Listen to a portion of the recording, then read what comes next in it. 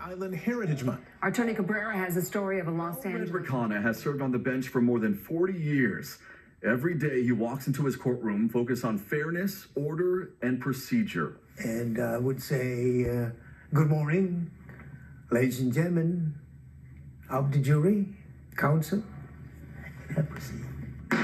It's a dream he still can't believe, considering his humble beginnings in the Philippines, where he says he was dirt poor. His father was a town policeman with a third-grade education.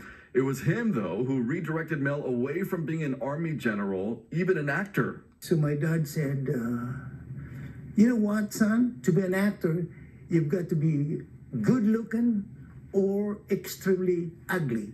You're either. You're just an average guy. So what am I gonna do now? Is it what my dad said? You love to talk and all those things. Maybe you should be a lawyer. To begin with, this case should never have come to trial. He loved watching movies with jury trials, and his hero became American defense counsel Clarence Darrow. Sure enough, he pursued the dream and practiced law in the Philippines. It wasn't long before the American dream came calling, and he immigrated to California, settling for a blue-collar job with the Southern Pacific Railroad Company. As fate would have it, he met a Filipino lawyer who helped him after a car accident. He said, Mel, I know that you're a lawyer from the Philippines. I said, yes. Well, you can take the bar without going back to law school. I said, why is that?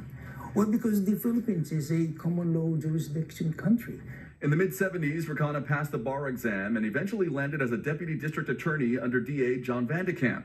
Then came the life-changing appointment by Governor Jerry Brown. At that time, you know, Governor Brown was really looking. I need a Filipino judge. He was really looking around.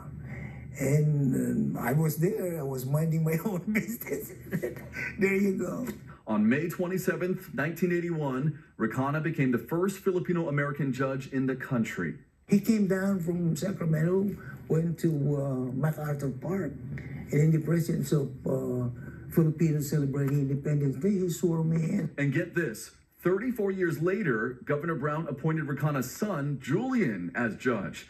Mel had the honor of swearing him in. I really do owe everything to him for this one. I really wouldn't be here because of him. He was the big dreamer. He put in the idea that I could also become a judge or become an attorney.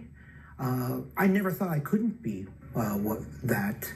because I had him as a father. He can attest to the impact his father's had by the people who come through his own courtroom. Almost every day, there's an attorney that goes before me and it says, I remember your father.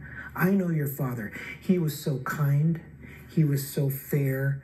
I always look forward to coming back to his court. It's that kind of reputation that he had. This month, he was honored by the Philippine-American Bar Association with its Lifetime Achievement Award, an organization that's grown in part thanks to him paving the way. But as Judge Recana looks to the future, he hopes Filipinos will be more active politically. Hopefully, someday soon, we'll have congressmen or congresswomen, and who knows, maybe even senators. Maybe, why not? Why not the presidency? Now, as he looks back, he's grateful. God was with me always. I've never wavered in my faith.